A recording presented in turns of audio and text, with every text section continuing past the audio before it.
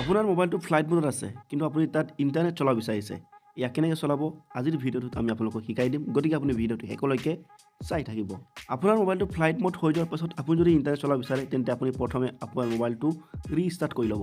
এনেদৰে ৰিষ্টাৰ্ট কৰাৰ পাছত আপোনাৰ নটিফিকেশ্যন বাৰটো স্ৱাইপ ডাউন কৰিব তাৰপাছত স্ৱাইপ ডাউন কৰিলে আপুনি দেখিব যে এটা ফ্লাই মোডৰ অপশ্যন আপুনি এই ফ্লাই মোডৰ অপশ্যনটোত ক্লিক কৰি আপোনাৰ মোবাইলটো ফ্লাইট মোড কৰি ল'ব ইন কেছ কিবা কাৰণত যদি আপোনাৰ ফ্লাইট মোডৰ অপশ্যনটো নটিফিকেশ্যন বাৰত নাথাকে তেন্তে আপুনি ছেটিংছলৈ যাব আৰু ছেটিংছত গৈ আপুনি মোবাইলটো ফ্লাইট মোড কৰি ল'ব ইয়াৰ পাছত আপুনি ডাইলাৰ পেডটো ওলাব আৰু ডাইলাৰ পেডত আপুনি ডাইল কৰিব *#*4636#* এনেদৰে ডাইল কৰাৰ পাছত আপুনি ইয়াত দেখা এইসমূহ অপশ্যন দেখা পাব এতিয়া আপুনি ইয়াত দেখা ফোন ইনফৰমেশ্যন 1টোত ক্লিক কৰিব এনেদৰে ক্লিক কৰাৰ পাছত আপুনি ইয়াত মোবাইল ৰেডিঅ' টাৱাৰ দেখা পাব আপুনি ইয়াত দেখা এই মোবাইল ৰেডিঅ' টাৱাৰটো অন কৰিব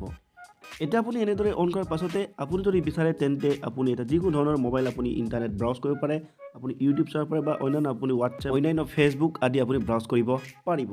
গতিকে আপুনি যদি বিচাৰে তেন্তে এইদৰে আপোনাৰ মোবাইলটো ফ্লাইট মোড থকাৰ অৱস্থাটো আপুনি এনেদৰে আপুনি ইণ্টাৰনেট ব্যৱহাৰ কৰিব পাৰিব